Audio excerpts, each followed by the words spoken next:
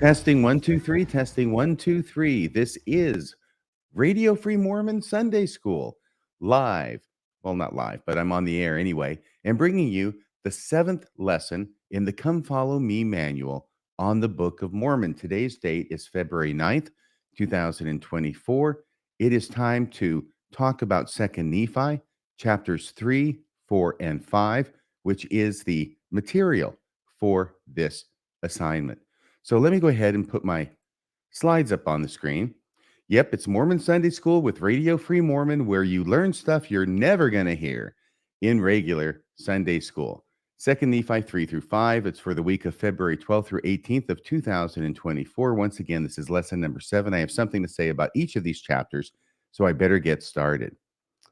First off, 2nd Nephi 3 contains an extended prophecy about Joseph Smith, Joseph the seer.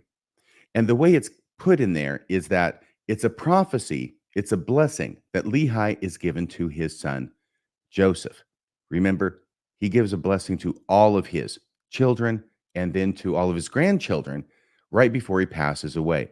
In this way, the first few chapters of 2nd Nephi are echoing Genesis chapter 49, which is where Jacob, i.e. Israel, gathers his 12 sons together before he dies and gives each of them a blessing. That will play into what we're going to talk about tonight. But this is how Lehi starts it. And now I speak unto you, Joseph, my last born.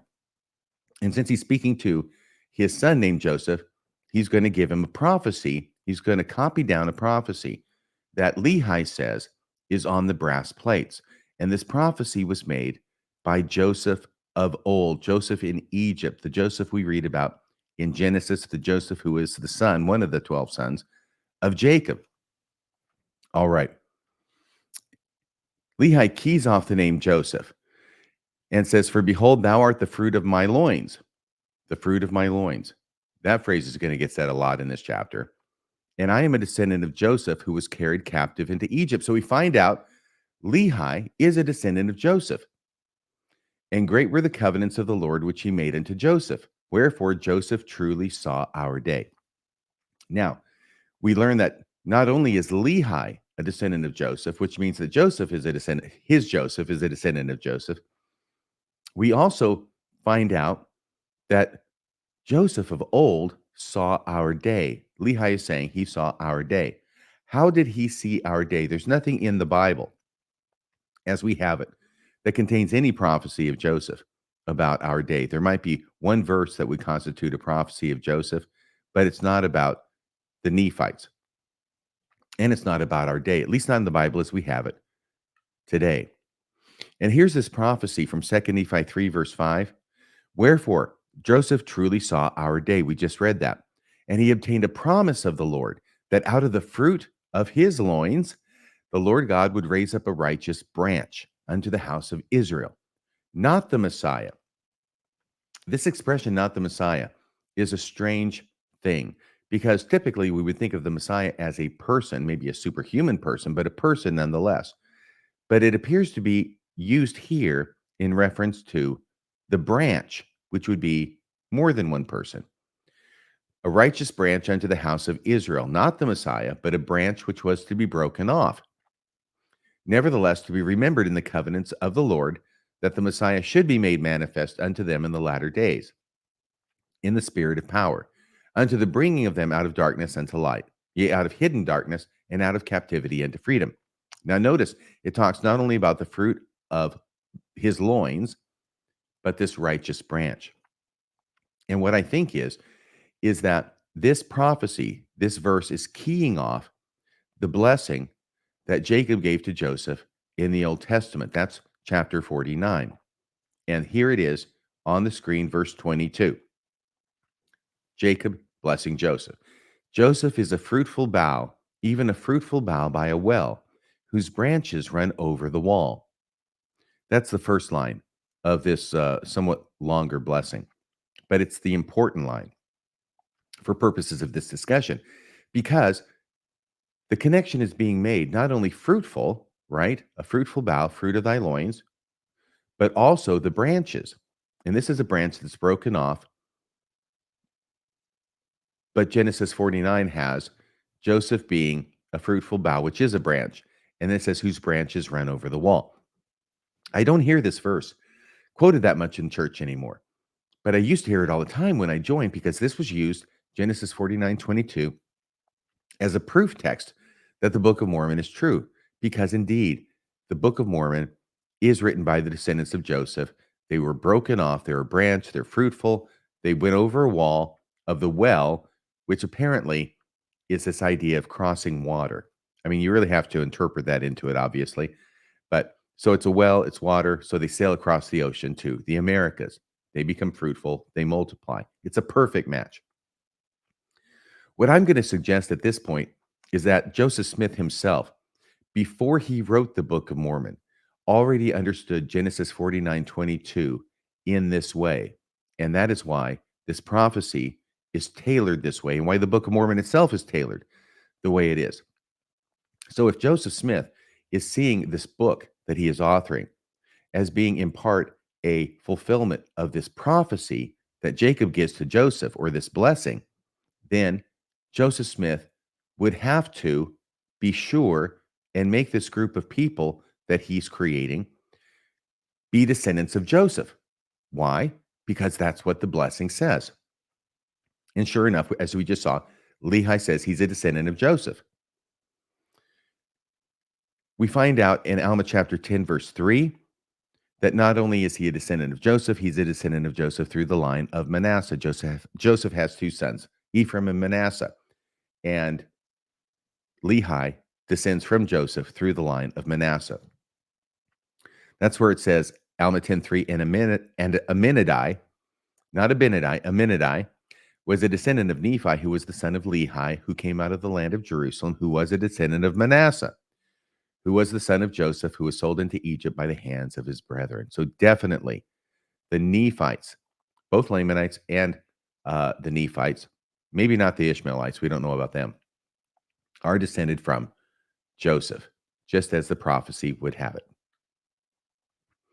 He goes on to prophesy about raising up a seer. In other words, this is the extended prophecy of Joseph of old that's not in the Bible that Lehi is quoting to his son Joseph in 2 Nephi 3.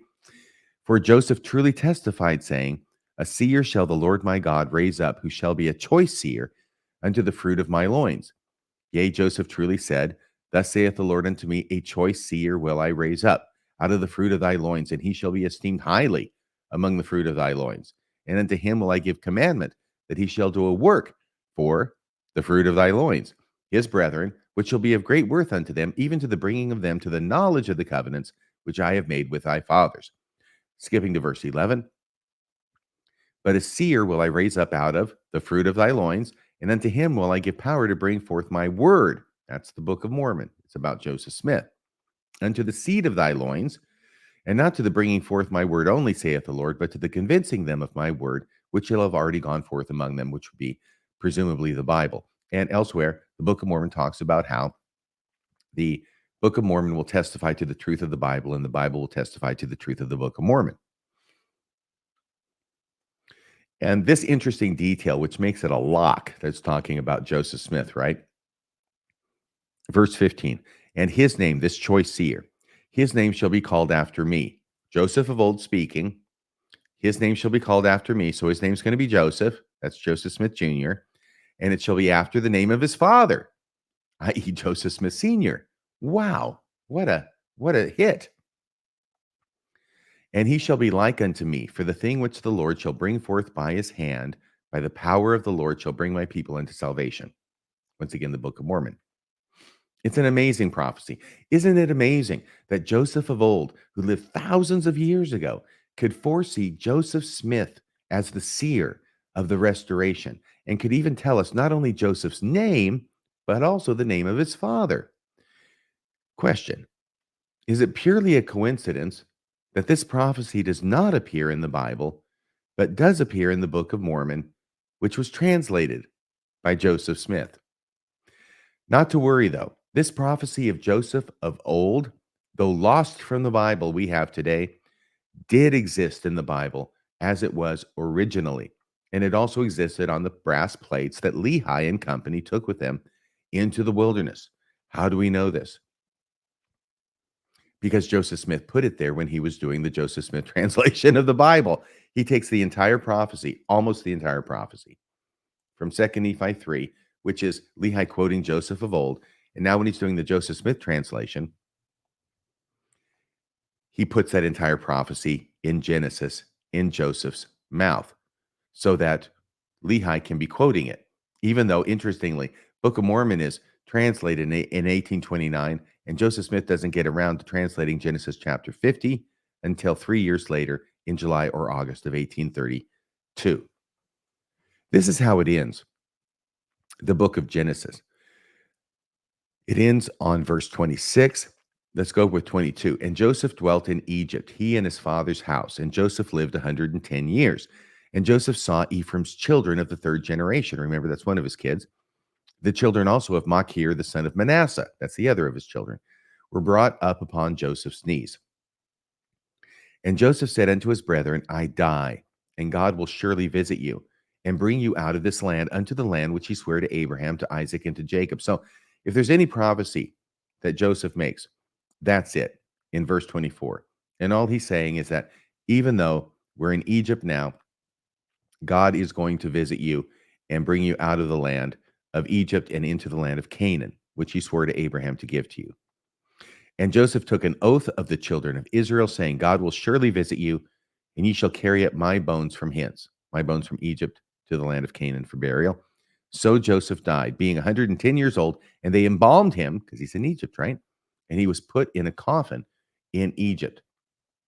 That's how Genesis ends, but not with the Joseph Smith translation.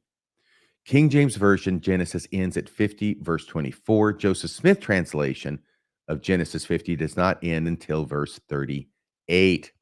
Why is it so much longer? Well, I'll bet you can already guess. Because Joseph takes the final 5 verses of Genesis about Joseph that we just read and adds a great deal of material to make them into 14 more verses. Similar to how Joseph took a verse or two about Enoch and expanded it to 2 chapters in the book of Moses. So he's doing the same thing, and he's inserting a great deal of new material. It's not just changing a few words in a previously existing text. This is one of those rare occasions where Joseph Smith just adds a whole lot of new material to the text, and we can see why he would do that, and we can imagine where he got it from. 2 Nephi chapter 2, verse 3. So what is in the final 14 verses of Genesis 50, Joseph Smith translation? Yes, virtually a word-for-word recapitulation of what we find in the Book of Mormon, 2 Nephi 3. And here we have, for comparison purposes, 2 Nephi 3, verses 6 and 7 compared to Joseph Smith's Genesis 50, verses 26 and 27. You'll see they're identical. Lehi says, for Joseph truly testified, saying, quote, a seer shall the Lord my God raise up, who shall be a choice seer into the fruit of my loins. And when it appears in Genesis 50, we don't have anybody saying Joseph said it, because Joseph is presented as saying it already. A seer shall the Lord my God raise up, who shall be a choice seer unto the fruit of my loins. It's word for word. And you'll see verse 27 of Genesis 50, Joseph Smith's, is identical to 2 Nephi 3, verse 7.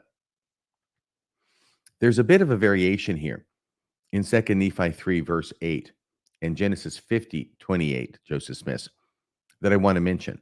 Because in 1829, when Joseph Smith is dictating the Book of Mormon, this is what the prophecy of Joseph looks like. And I will give unto him, that's Joseph Smith Jr., and I will give unto him a commandment that he shall do none other work, save the work which I shall command him. And I will make him great in mine eyes, for he shall do my work. Now, we're going to talk about other revelations in addition to this one, which appear to indicate that as of 1829, Joseph Smith saw his role as exclusively translating the Book of Mormon, and then he's done. That's the only work the Lord has for him to do.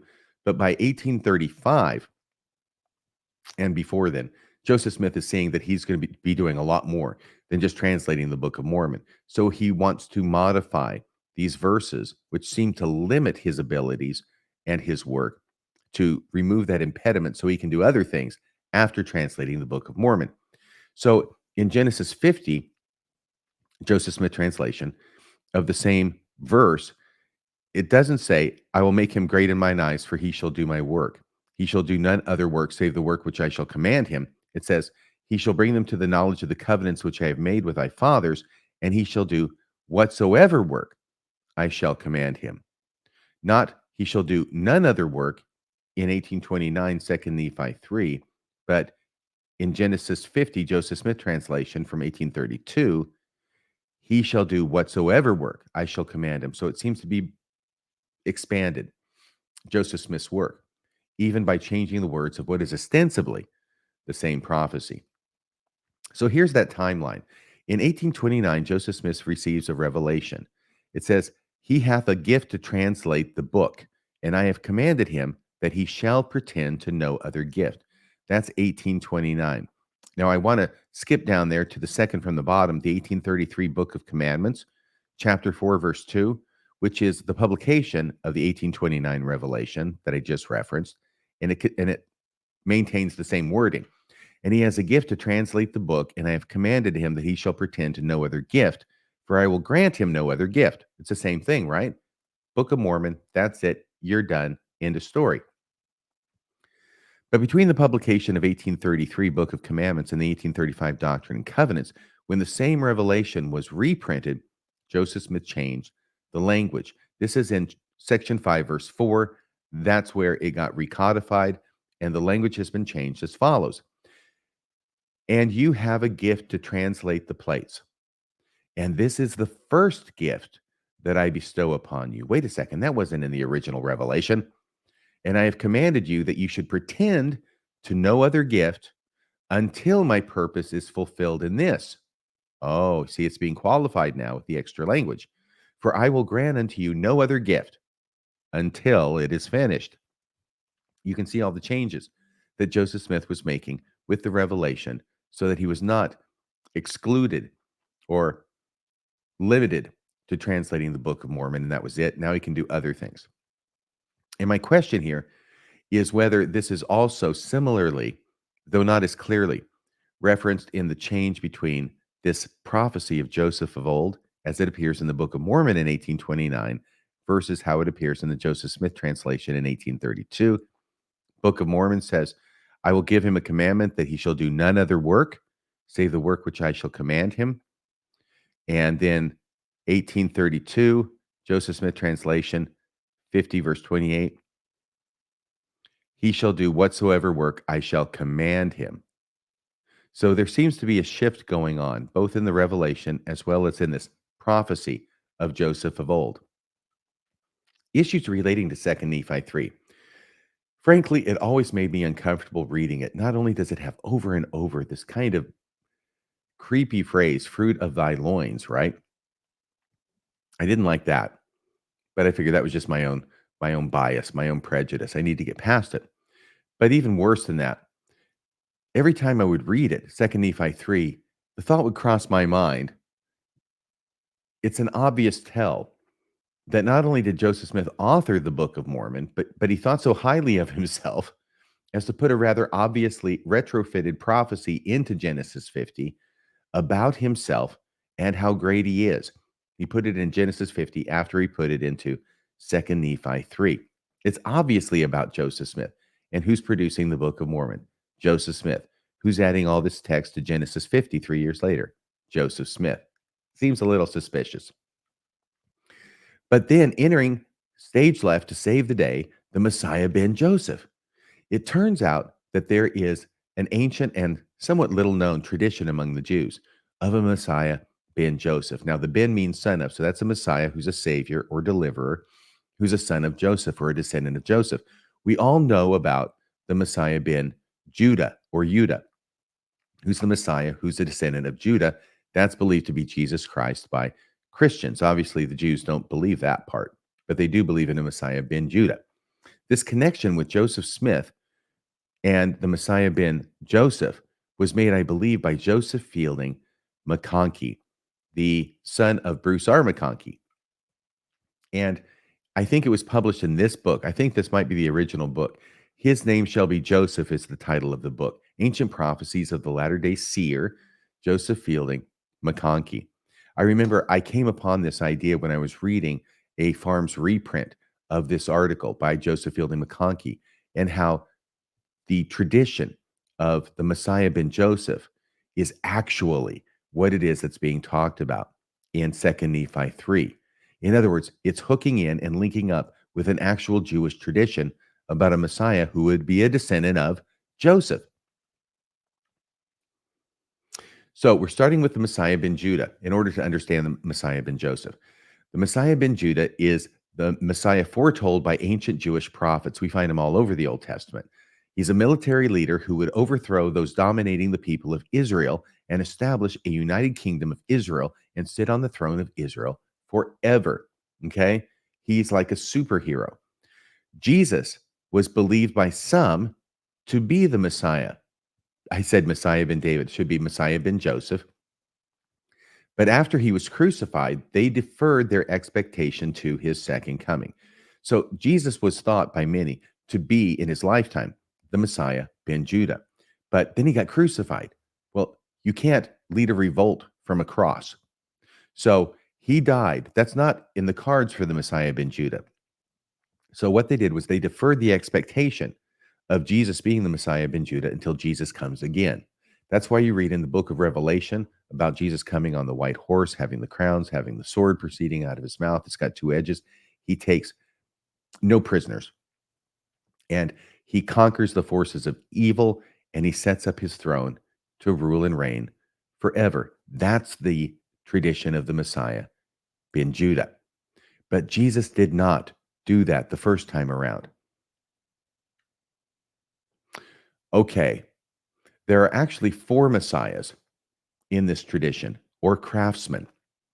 There's very little about it in the writings of the Jews. There's a few people who've mentioned it, but the only place in the Bible that is said to talk about this is in the book of Zechariah. And that's Zechariah chapter 1, verses 18 through 21. And you'll see when we read it that, yeah, they had to do a lot of interpretation in order to get these four messianic figures out of it. So this is a vision from the book of Zechariah. The four craftsmen are discussed, and there's the references. And one of them identifies these four craftsmen as the Messiah ben David, the Messiah ben Joseph, Elijah, and the righteous priest. Each will be involved in ushering in the messianic age. They are mentioned in the Talmud and the book of Zechariah. Well, let's see how clearly they're mentioned in the book of Zechariah, shall we? Zechariah talks about four horns among the Gentiles that scatter Israel, and then they will be counterposed in the last day by four righteous horns who will gather Israel. Verse 18, then I lifted up mine eyes and saw, and behold, four horns, symbols of power, government. And I said unto the angel that talked with me, what be these? And he answered me, these are the horns which have scattered Judah, Israel, and Jerusalem. And the Lord showed me four carpenters. Then said I, what come these to do? And he spake, saying, these are the horns which have scattered Judah, so that no man did lift up his head. But these are come to fray them, which means to scare them, to make them afraid. To fray them, to cast out the horns of the Gentiles, which lifted up their horn over the land of Judah, to scatter it. That's it. Did you hear anything about Messiah ben Judah? Did you hear anything about Messiah ben Joseph or Elijah? No, this is all interpretation that is put upon this passage by later scholars and rabbis. So you can see this takes a great deal of rabbinic interpretation to get Messiah ben Joseph out of that passage. And nevertheless, they did.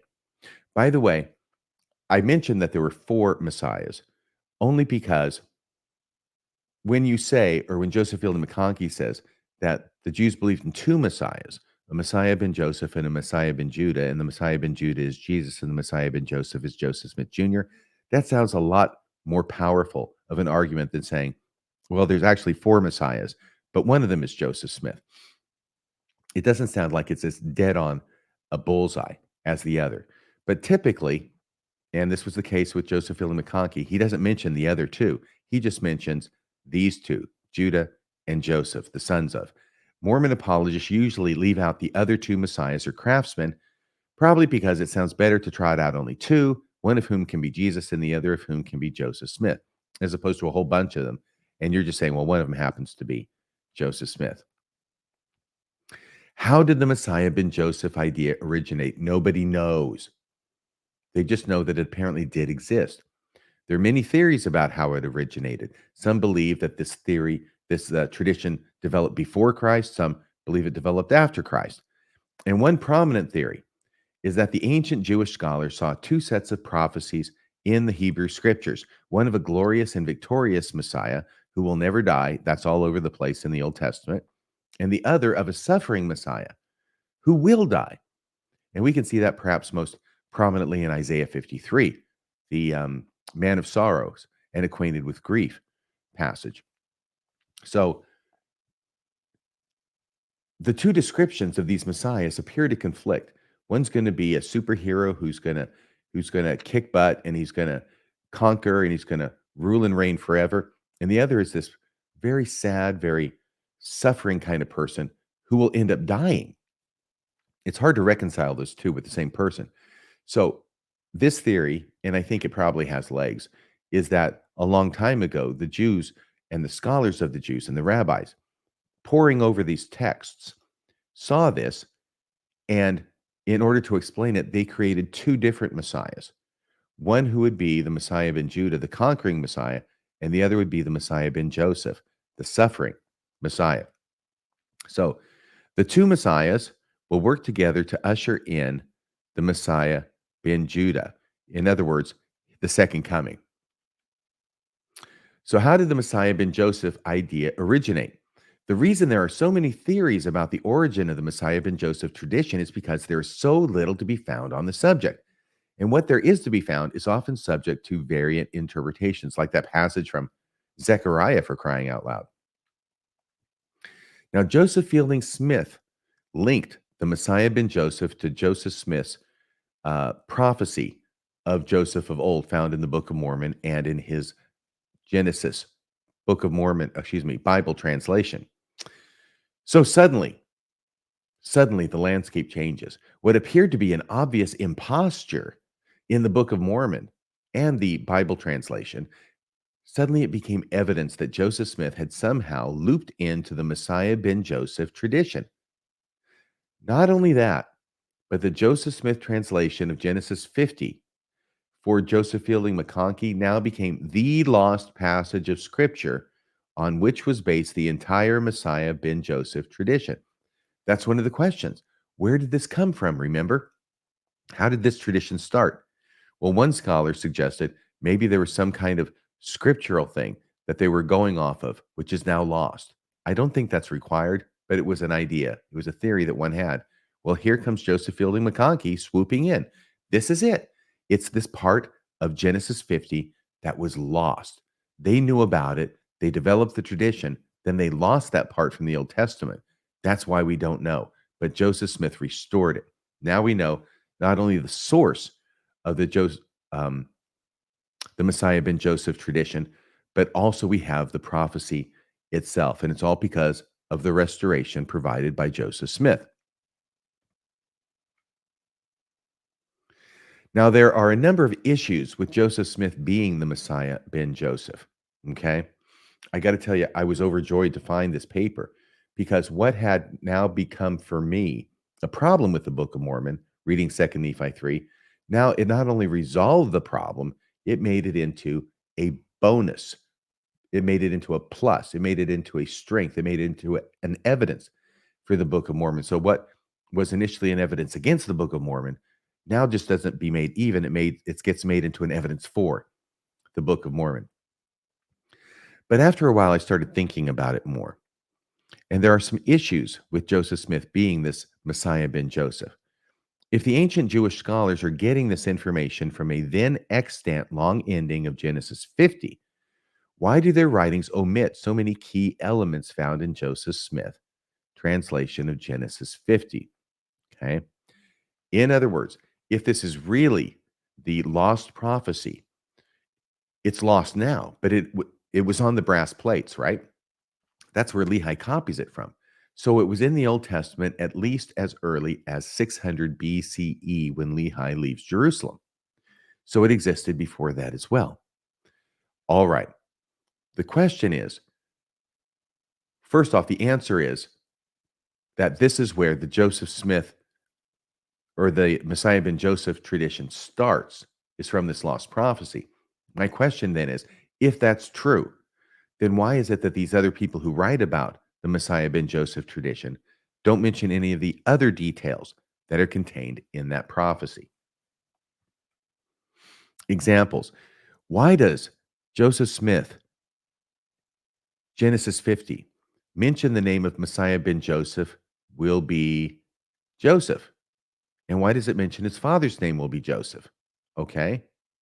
Neither of those details get replicated in any of the writings of anybody else who talks about the Messiah ben Joseph tradition.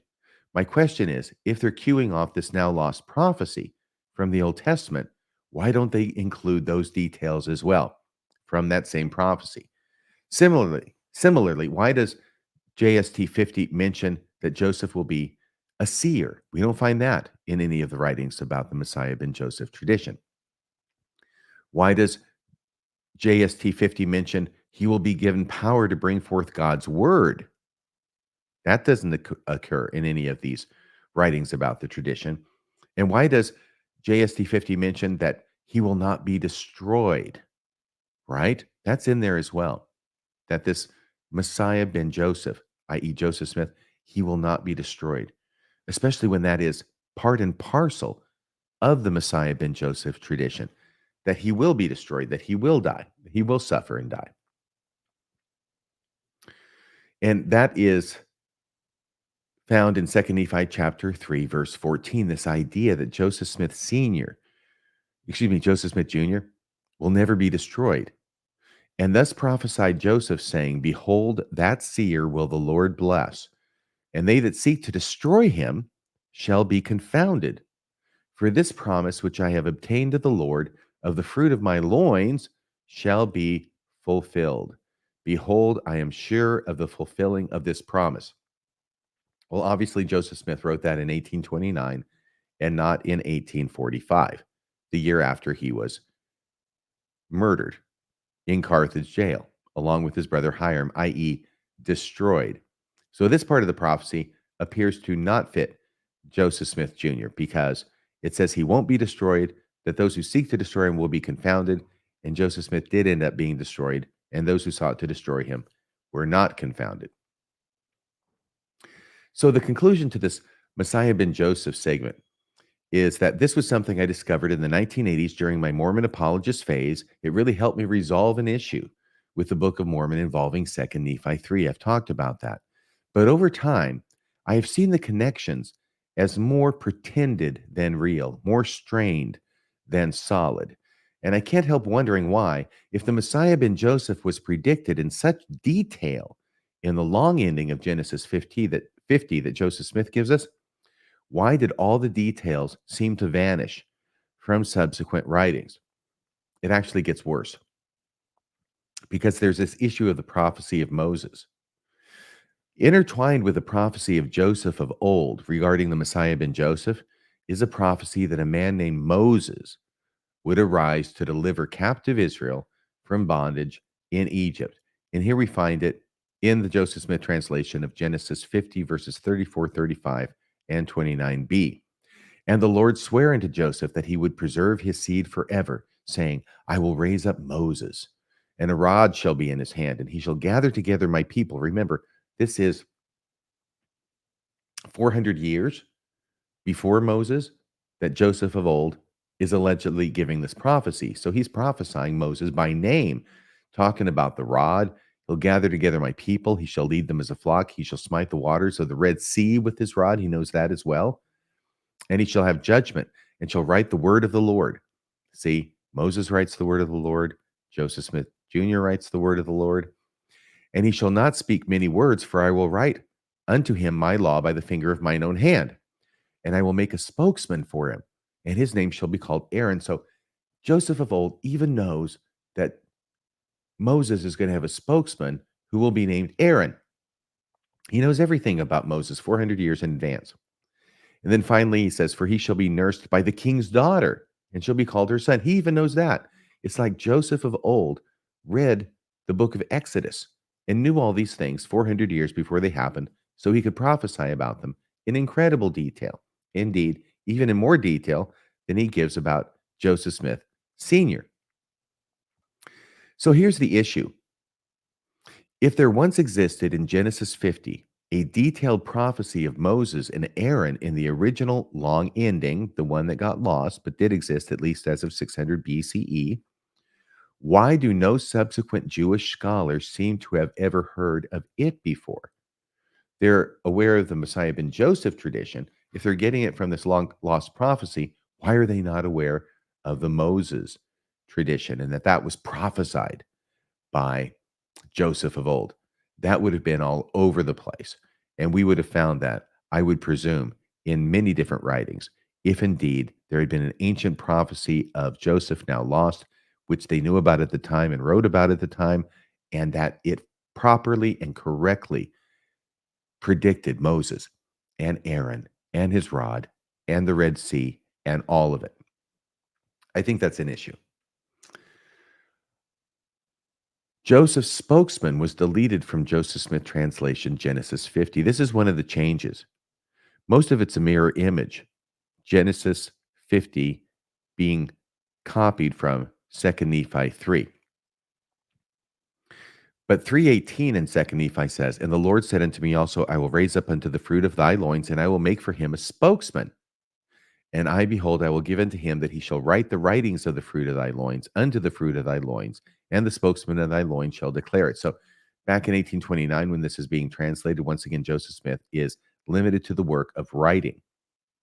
And then a spokesman will be prepared who will declare it. But by the time in 1832, 3 years later, where he's putting this prophecy into the Joseph Smith translation of the Bible, the spokesman is dropped, while the mention of Moses' spokesman remains and gives his name as Aaron. No spokesman is mentioned for the latter-day seer named Joseph. So if you put that back in with the timeline, all of it seems to be reflective of a Joseph Smith who in 1829 had doubts about his ability to do things. He was going to translate the Book of Mormon, if that was it. Other people would have to do the preaching, but now he needs more license, scriptural license, to do more than translate the Book of Mormon. And so the spokesman that occurred originally in 1829 in 2nd Nephi 3 is now gone when he's copying this prophecy into Genesis 50 in 1832. Which raises another question. If Lehi got the prophecy of Joseph in Egypt from the brass plates, which is what the Book of Mormon says, and if Lehi included the part about Joseph's descendants writing the word of the Lord, but providing a spokesman to declare the word, which he did, and which we just quoted, and if Joseph Smith restored this prophecy to Genesis 50 as it would have been on the brass plates, right? That's the whole thing about the Joseph Smith translation. He's restoring what was there originally. So the Joseph Smith translation would presumably be restoring the prophecy to the way it was originally on the brass plates from which Lehi quoted it in the Book of Mormon, which raises the question, why does Lehi leave out the part about a spokesman being provided for Joseph Smith Jr.? It's there in the original in Genesis 50, but, excuse me, it's not there in the original. It's a little bit backward because, of course, the Book of Mormon is translated first in 1829, and then the Genesis 50 translation happens 3 years later. The Book of Mormon mentions that Joseph Smith Sr., Joseph Smith Jr. will have a spokesman. Genesis 50 does not. So if Lehi is quoting from this prophecy of Joseph in Genesis 50, which doesn't exist yet, except in the realm of the Book of Mormon, it does. Why is it that Lehi leaves out the part about a spokesman being provided? And actually, I think I'm asking that the wrong way. Why does Lehi include the part about a spokesman being provided for Joseph, right? Okay, let me back up. Lehi says Joseph prophesied that there would be a spokesman for Moses and a spokesman for Joseph Smith Jr. The prophecy, as it gets put in there, has the part about the spokesman for Moses, but nothing about a spokesman for Joseph Smith Jr. So where does Lehi get that from? Okay. Because the way it's presented, Lehi's getting it from the brass plates. The brass plates don't mention a spokesman for Joseph. Lehi includes a spokesman for Joseph. If Lehi is quoting that prophecy, why does Lehi add that detail? Where does he get it from? It's not in the original prophecy. See, this is the problem that it creates if you think about it logically. And hopefully I've been doing logically. I know I've been going a little bit back and forth here. I hope I'm being clear. Does this go along with the changes we have seen allowing for Joseph Smith to do more than just translate the Book of Mormon? I already asked that question. Now, 2nd Nephi chapter 2 through 3 are patterned on Genesis 49. I think I mentioned this before. In Genesis 49, Jacob gathers his sons to him to pronounce a blessing on each. In 2nd Nephi chapter 2 through verses 4:11, Lehi gathers his sons and grandchildren to him to pronounce a blessing on each. My question there is this two groups independently practicing the same tradition, or is the Book of Mormon mirroring, once again, a story from the Bible? Is this where Joseph Smith got this idea for Lehi to bless his children from the idea in Genesis 49 of Jacob doing the same thing with his children? Okay, that's enough for 2nd Nephi chapter 3. 2nd Nephi chapter 4 contains what is sometimes called the Psalm of Nephi. Lehi dies in 2nd Nephi chapter 4, verse 12. Nephi's brothers get angry with him again because of the admonitions of the Lord, i.e., Nephi is telling them how to live their lives again. So in 2nd Nephi chapter 4, verses 17 through 35 is an extended meditation and prayer by Nephi, sometimes called the Psalm of Nephi, because it resembles a Hebrew scriptures psalm or an Old Testament psalm. Let's quote a few verses to see what's up with Nephi. 17 through 19. Nevertheless, notwithstanding the great goodness of the Lord in showing me his great and marvelous works, my heart exclaimeth, O wretched man that I am. Yea, my heart sorroweth because of my flesh. My soul grieveth because of mine iniquities. I am encompassed about because of the temptations and the sins which do so easily beset me. And when I desire to rejoice, my heart groaneth because of my sins. Nevertheless, I know in whom I have trusted. So this psalm is famous in the Book of Mormon. It's the only one in the Book of Mormon, but it's famous for reasons other than its beauty and literary attractiveness. It is also the only place in the Book of Mormon where a character is presented as anything other than two-dimensional. And indeed, up to this point, Nephi is the classic Book of Mormon two-dimensional character. Every description of Nephi has been two-dimensional. He is the righteous son who follows God no matter what. Boring. But here, Nephi gives us a peek into his inner workings, and many see a deeper, more profound character. This is exactly what I used to think as well. And if people would say that the Book of Mormon just has two-dimensional characters, I'd bring up 2nd Nephi 4. That's exactly what I used to think. Excuse me for a second. Until I began rereading the Psalm of Nephi for this lesson. And now I think I'm changing my mind a bit. So uptight Nephi is not so upright after all.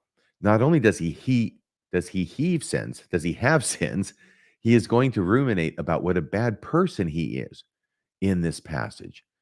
But what exactly is this sin that he is so exercised about? We might think Nephi would be remorseful that he had to go back to Jerusalem to get the plates and kill Laban in the process, a guy who was drunk in the street and couldn't defend himself. Yeah, maybe that's been weighing on his conscience. I could understand that. But no, that's not it at all. There's no mention of Laban in this meditation, this psalm, in which he is grieving over his past sins. Instead, Nephi seems to bewail the fact that he is angry with his brothers.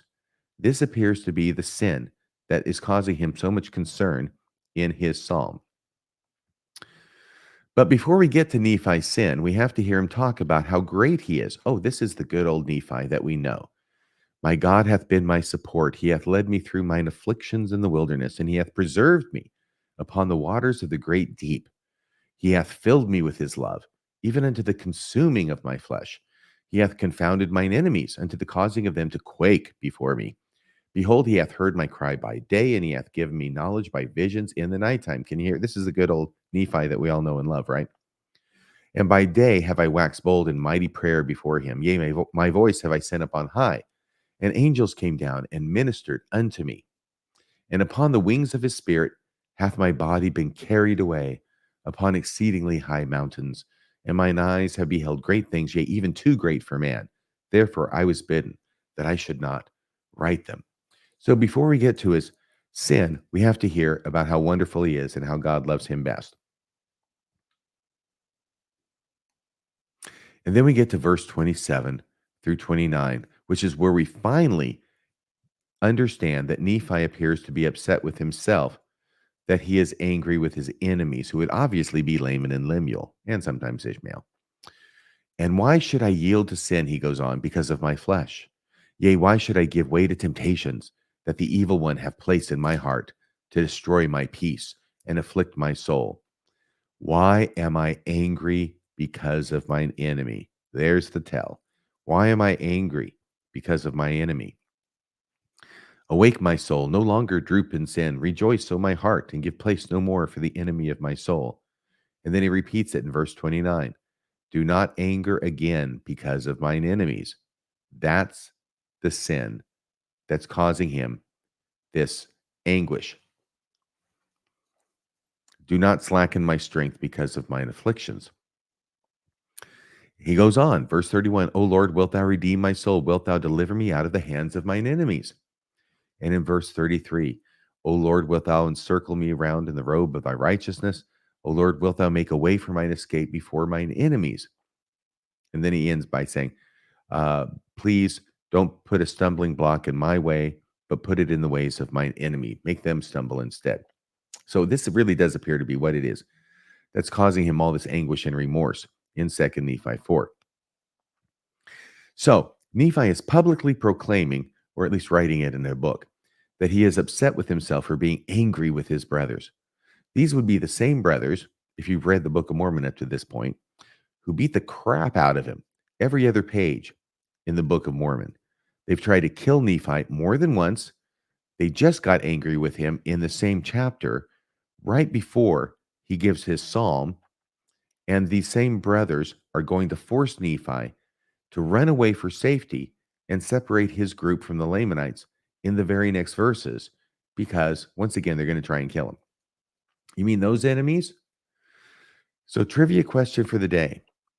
What do you call it when a person makes a point of letting everybody know that they are feeling bad for being angry with people who are trying to kill him? Oh, that's it. It's called a humble brag. The definition, an ostensibly modest or self-deprecating statement whose actual purpose is to draw attention to something of which one is proud.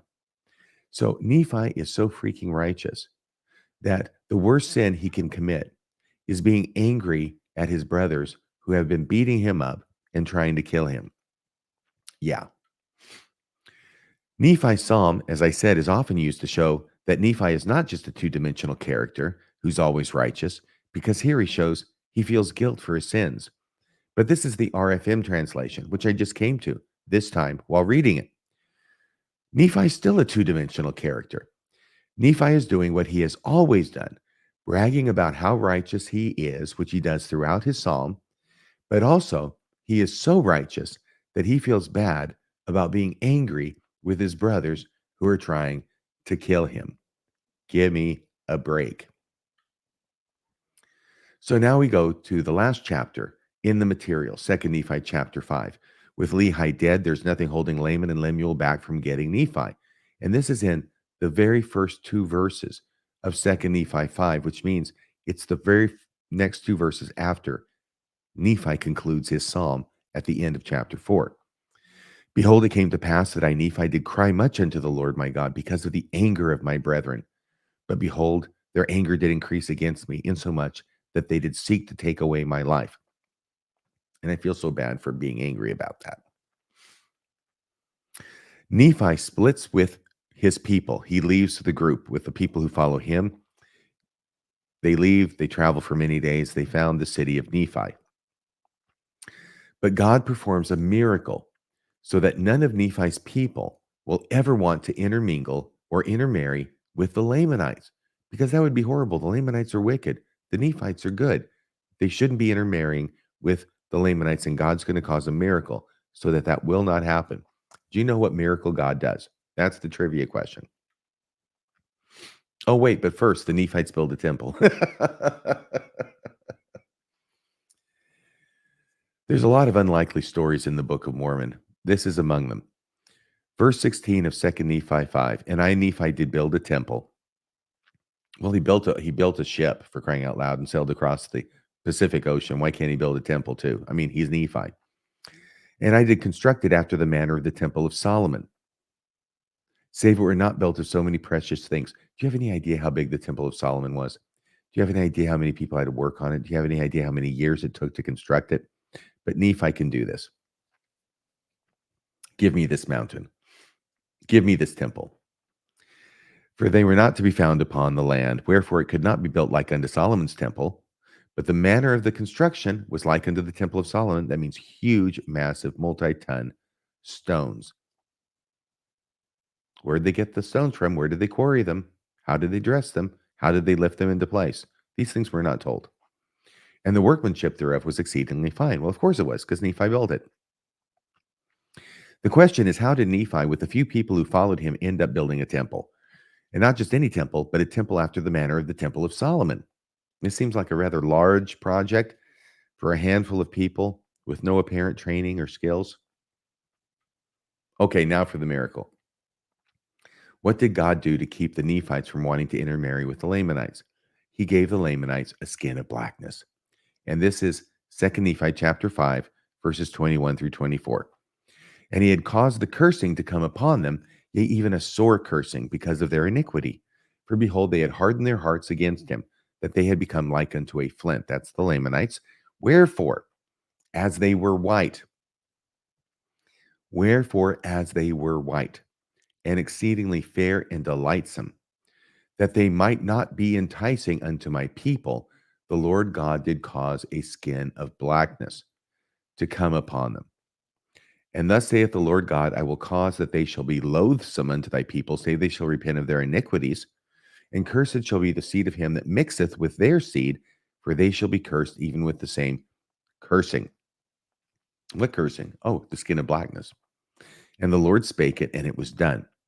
And because of their cursing which was upon them, they did become an idle people, full of mischief and subtlety, and did seek in the wilderness for beasts of prey.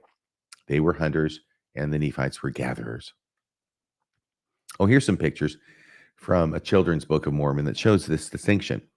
So in these pictures, can you guess, class, which one is the Nephite and which one is the Lamanite? And how can you tell? Yeah, Nephite's white, Lamanites dark-skinned. Down here, Nephite's white, Lamanites dark-skinned. Yeah, that's how you can tell. It's from this passage in the Book of Mormon. Now, what does the New Church Manual say? Once again, we're going from the Come Follow Me manual. And I'm quoting from the Come Follow Me manual on this very subject. There's a subheading in the manual. It says, what was the curse that came upon the Lamanites? That's a good question. The answer now, the official answer from the church in its official Come Follow Me manual is this. In Nephi's day, the curse of the Lamanites was that they were cut off from the Lord's presence because of their iniquity. I thought it was the black skin was part of it. It goes on, this meant that the Spirit of the Lord was withdrawn from their lives. When Lamanites later embraced the gospel of Jesus Christ, the curse of God did no more follow them. Okay?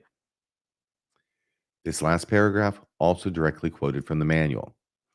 The Book of Mormon also states that a mark of dark skin came upon the Lamanites after the Nephites separated from them. The nature and appearance of this mark are not fully understood. Exactly.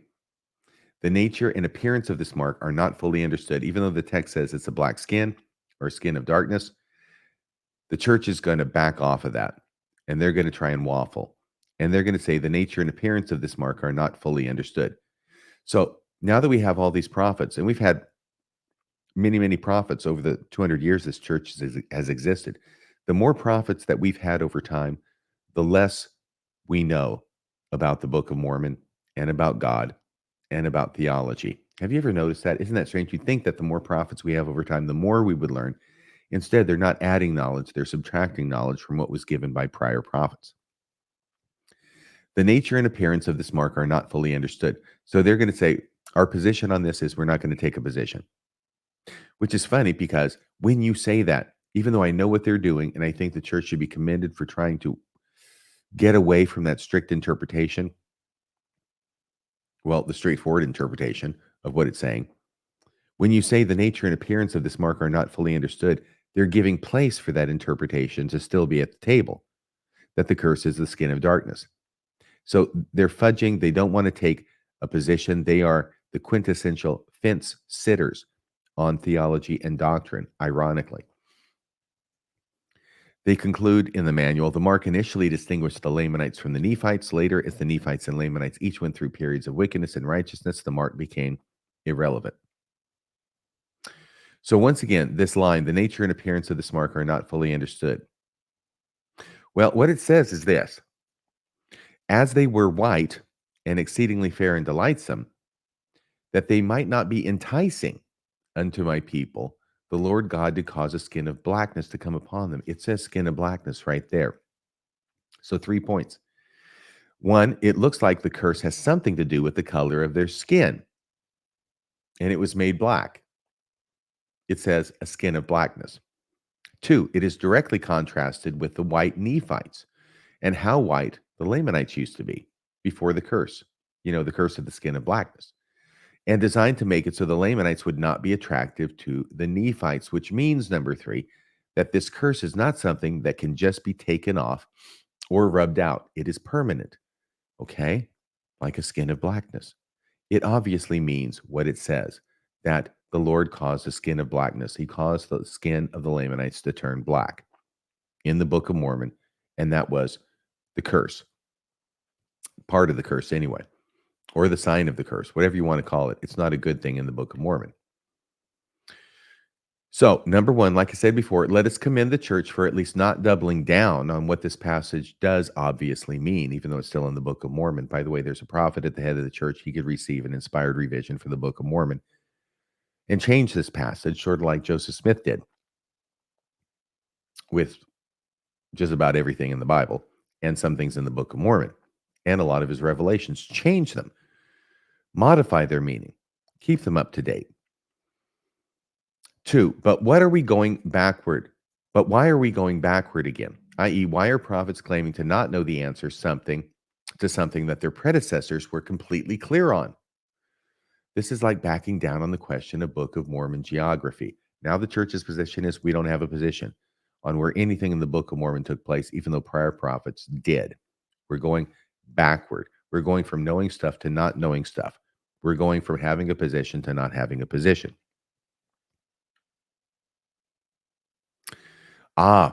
So this takes us back to 4 years ago, January 18th, 2020, in an article in the Salt Lake Tribune by Peggy Fletcher Stack, titled Error in Printed LDS Church Manual Could Revive Racial Criticisms. Remember, this is when they did the first Come Follow Me manual on the Book of Mormon 4 years ago.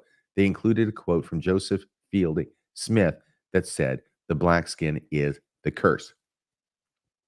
And here's the story. A recent blunder with the Sunday School manual for use by all members of the Church of Jesus Christ of Latter-day Saints could set back progress the Utah-based faith has made on the issue of racism in the past few years and alienate people of color.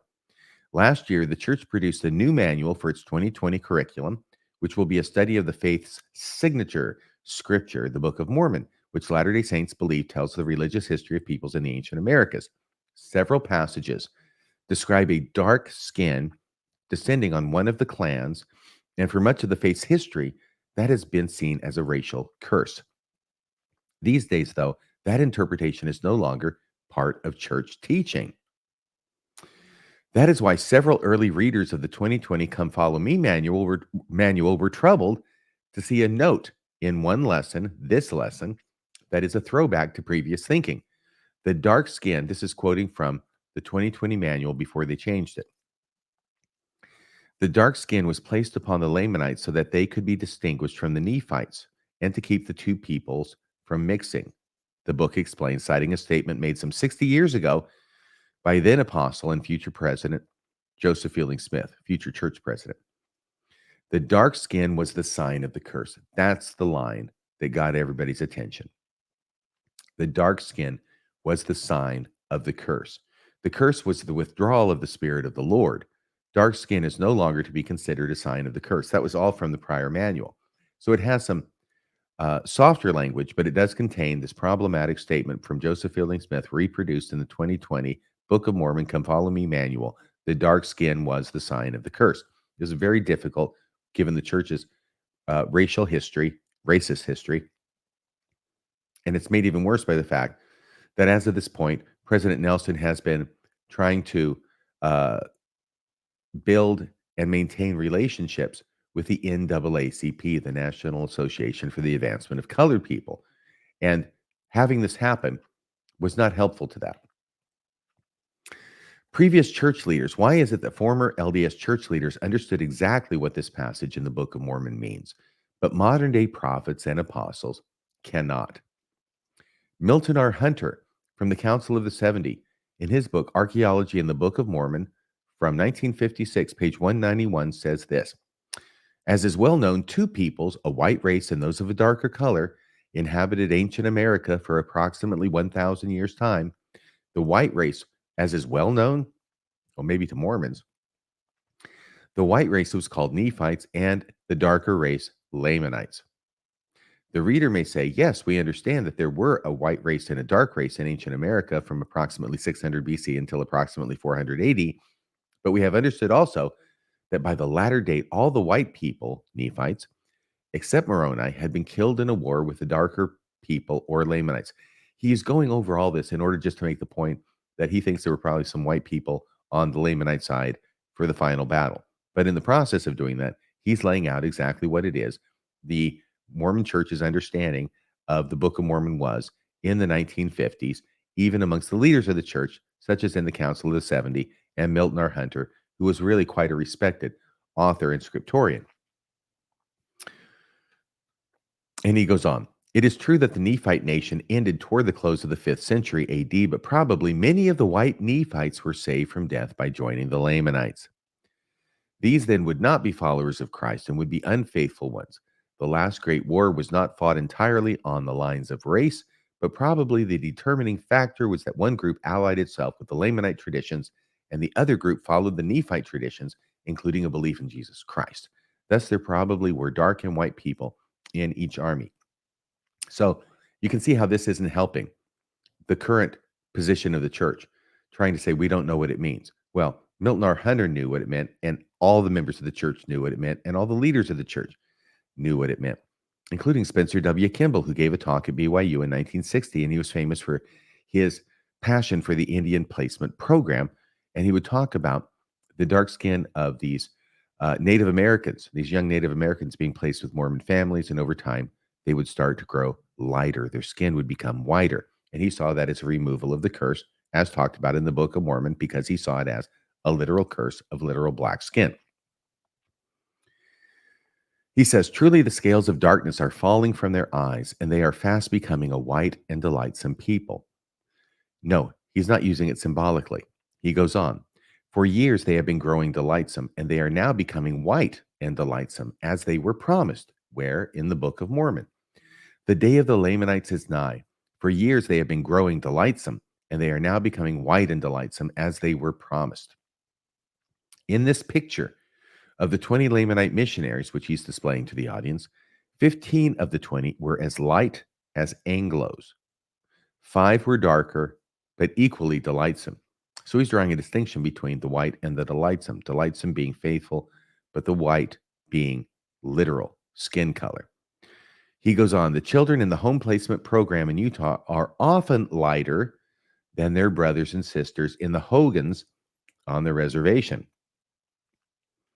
He goes on, at one meeting, a father and mother and their 16-year-old daughter were present, the little member girl, 16, sitting between the dark father and mother.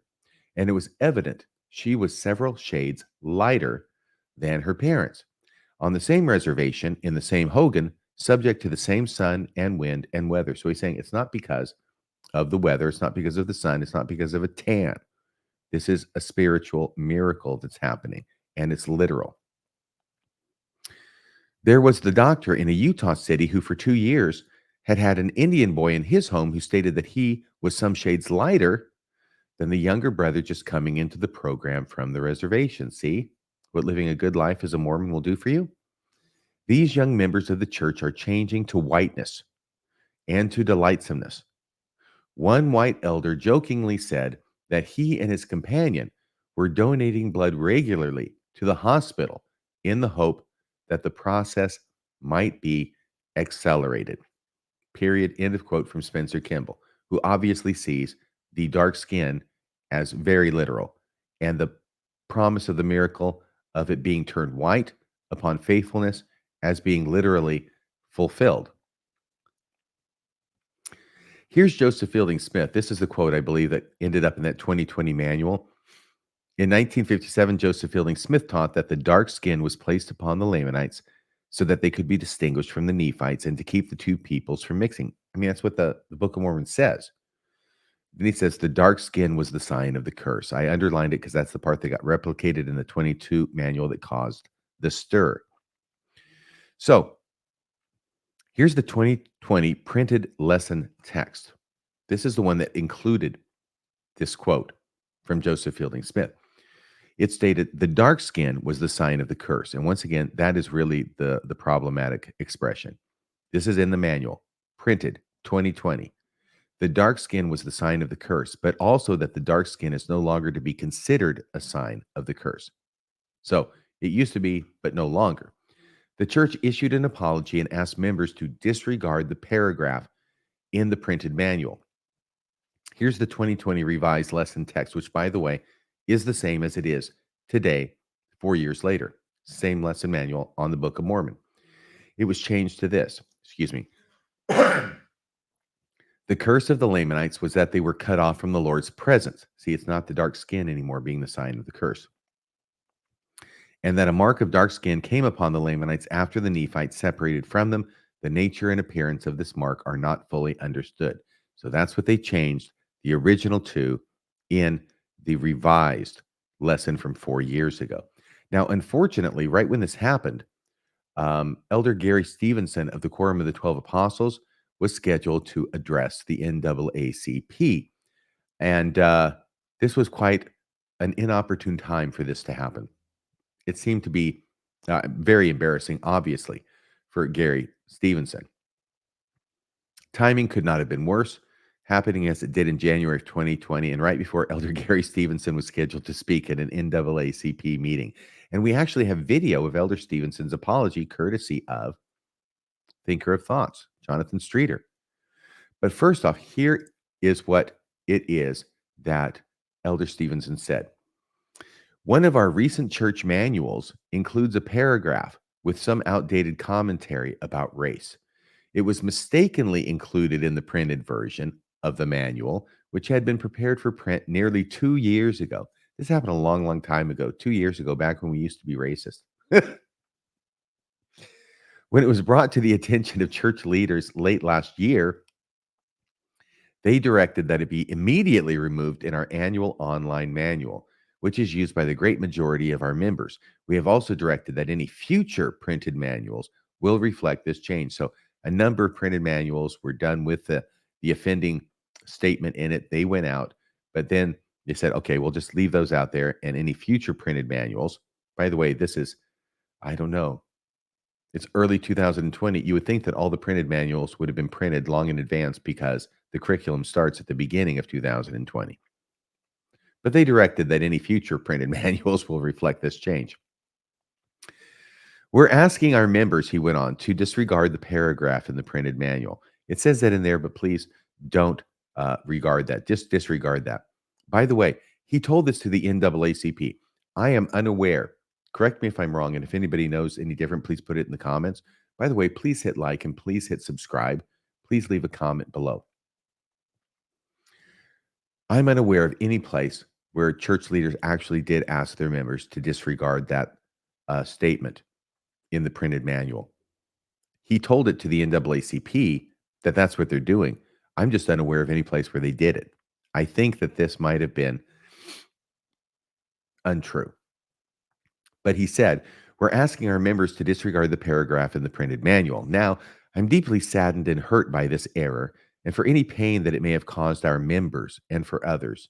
I would just like to reiterate our position as a church is clear. We do condemn all racism, past and present, in any form, and we disavow any theory advanced that black or dark skin is a sign of a curse. It sounds like he's disavowing the Book of Mormon. How can you have an apostle of Jesus Christ in the year 2020 disavowing something that's taught in the Book of Mormon very plainly and very clearly without disavowing the Book of Mormon itself? We are brothers and sisters, and I consider you friends. Hello? Someone was knocking on my door. Once upon a midnight dreary. Oh, well, I'm almost done here. We are brothers and sisters, and I consider you friends. I love and appreciate you, he said, drawing applause from those gathered. That was from the Salt Lake Tribune. And now let me see here if we have this. Yes, we do. Let's see if we can play this. Now, there's a lot of people eating, so they're really not even paying that much attention to what he's saying, which I think was really good news for Elder Stevenson. I think he was really glad about that. But he opens his comments with this: while people are eating, you have to listen carefully to hear it over all the clatter of utensils and such. But here we go. And here is Elder Stevenson giving that apology. We welcome all of you, distinguished guests, award recipients, dignitaries, colleagues, and friends. It's really an honor to be here for this gathering of the Salt Lake branch of the NAACP. And first of all, sincere appreciation to Ms. Janetta Williams for her gracious invitation for us to both attend and for me to be able to offer remarks at such a memorable occasion to honor Dr. Martin Luther King Jr., who among his many other accomplishments was the youngest man to receive the Nobel Peace Prize at age 35. So with his words in mind, which I quote, life's most persistent and urgent question is, what are we doing for others? We hope today that... Let me stop this right now because I thought I had just the brief clip in which he mentions this.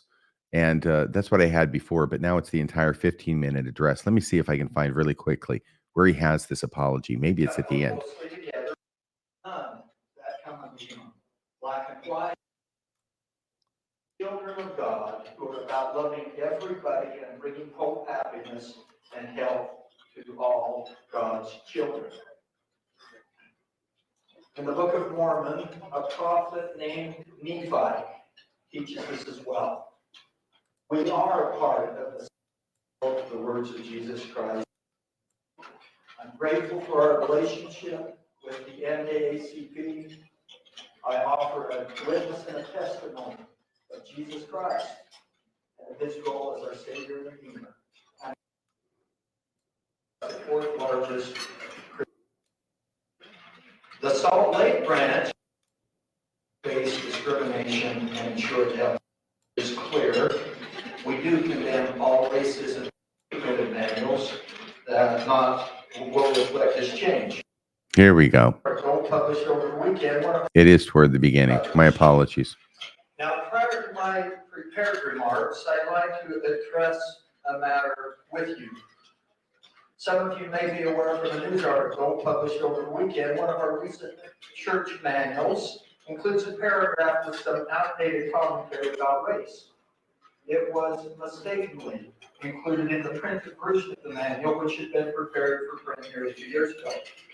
When it was brought to the attention of church leaders late last year, they directed that it be immediately removed in our annual online manual, which is used by the great majority of our members. We have also directed that any future printed manuals that will reflect this change. We're asking our members to disregard the paragraph in the printed manual. Now, I'm deeply saddened and hurt by this error and for any pain that may have caused our members and for others. I'd just like to reiterate our position as a church is clear.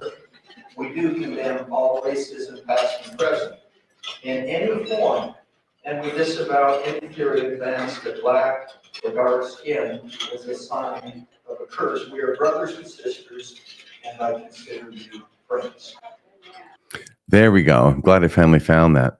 So there is Elder Gary Stevenson at the NAACP meeting in early 2020, issuing an apology for the manual, including what leaders of the church actually used to teach about the Book of Mormon. And it's what the Book of Mormon says still today. The Book of Mormon hasn't been changed. They're just trying to hedge their bets about what they're saying about the Book of Mormon publicly. Okay. So let me go here. I'll remove that. I'll look at the time. Oh my gosh, we've been going for an hour and 15 minutes. I didn't even hear the bell. So obviously primary's already started and everybody's late for that and Relief Society. And sorry about that. Okay. So that is all we have for today in Mormon Sunday School with Radio Free Mormon. Please hit like, please hit subscribe, and please join us next time as we continue with lesson 8 of the Come Follow Me manual. All right. So I'm going to find the outro music and I'll bid you once again a fond farewell. And I look forward to seeing you next time.